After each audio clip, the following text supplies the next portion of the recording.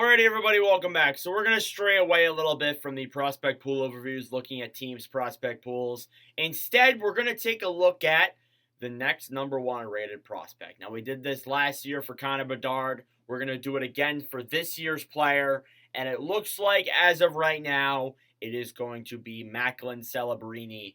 And he is a really interesting forward. And he is being highly rated as maybe not a Bedard level type player, but definitely one of the best prospects, one of the best first overall prospects we have seen in recent years. And that is saying something, given there have been some very impressive players drafted over the last couple of years. So, of course, we're going to get into this prospect pool. There's prospect preview here, but it's kind of a way too early preview, so it's not going to include stats from 23-24. Of course, I'll remake this when it's closer to the draft next year, but I thought, you know what?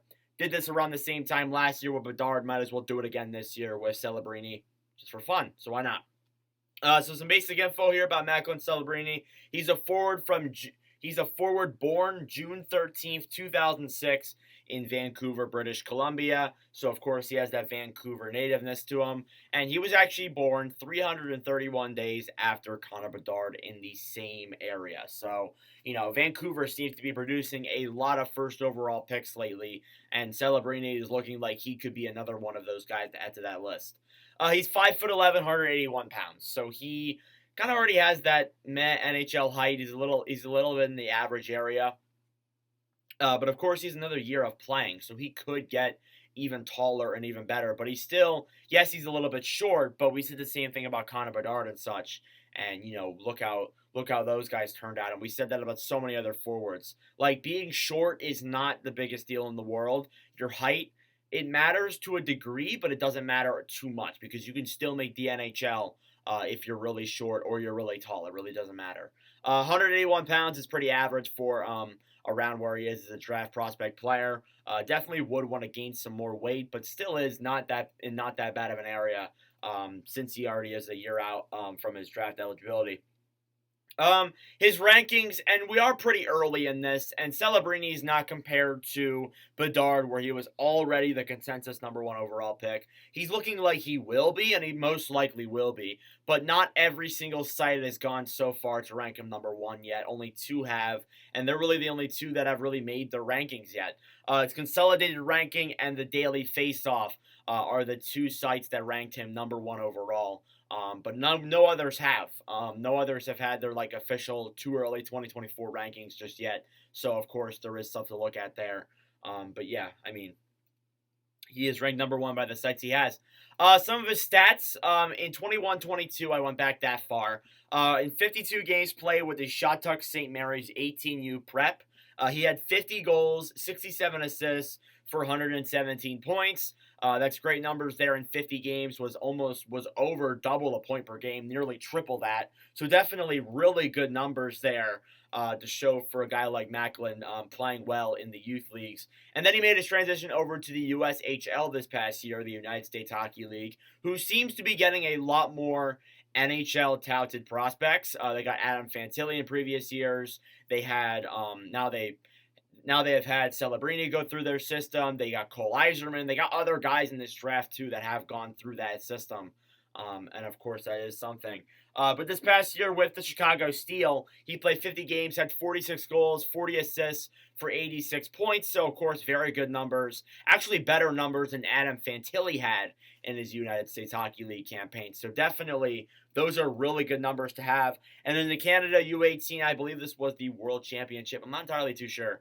But I think it might have been World Juniors. I really can't remember. He played 7 games, had 6 goals, 9 assists for 15 points. So, again, he's played well at the international level. And I would imagine he gets qualified for the World Junior Championship this coming season. And definitely will play well in that if he has these numbers with Canada already. So, definitely a guy that I'm looking at that I'm really excited for. And it's looking like he will play in Boston University in 2022-23. So he'll be playing with other guys like Cutter Gauthier. So he will have a pretty solid roster over there with BU in 23-24, of course.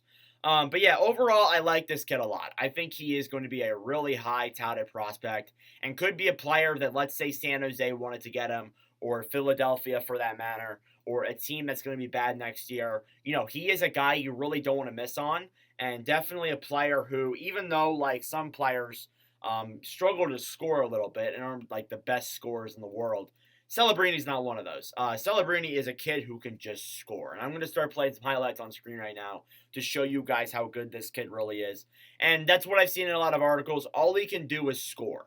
And he's not like a Matvey Michkov level or even like a Connor Bedard level score. But, you look at these stats, look at that. He had 50 goals in 52 games with the Shattuck St. Mary's. He had 46 goals in 50 games played with the Chicago Steel and had 6 goals in 7 games played with Canada U18. So he is a goal scorer by heart. And definitely a guy who, if you're struggling to score, he would be a great guy to pick up at the draft. And definitely a first overall pick that people will not want to miss on.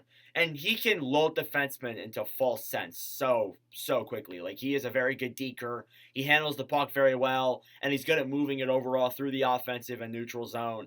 And can really just beat a goalie one-on-one. It's not very often you don't see him do that. And he can score forehand and backhand too. So he can score on both ends of the playing field there when it comes to taking a shot. So definitely, definitely a great player to have. And then he's also touted as one of the most talented prospects that we've talked about in recent years, which of course I just mentioned. So he's definitely a guy you don't want to miss on for sure. Now, what team does he probably go to? Well, I mean, we're in San Jose again. I wore San Jose last year for Matvey Michkov. But honestly, I'm really not entirely too sure. I kind of look at this like this next year for last place teams. It's kind of a bloodbath that we're thinking about. Like, who's really going to be the worst team? San Jose will be bad for sure. I don't want to say Philly would be the worst because they still have some good players on their roster. I actually said they'd be worse in the league last year. And I think I'm saying it again this year too. But I mean, like, honestly, they are going to be a bad team again. It's really going to be I feel like it will be close because I feel like a lot of teams are getting better. There isn't that many teams that are getting worse, if I'm being honest. And if they are getting worse, they're not getting as worse to be a bottom feeding team and make the first overall pick. So honestly, it's kind of out there right now. But yeah, Macklin Celebrini looking like a very hyped up and very talented prospect. But regardless, let me know your thoughts down below. Thank you all for watching. If you enjoy, make sure to like, subscribe down below. I greatly appreciate it. And we'll get back to the prospect pool overviews either tomorrow or Tuesday. Haven't really decided much yet. But anyways, thank you all for watching, and I'll see you guys in the next video. Adios.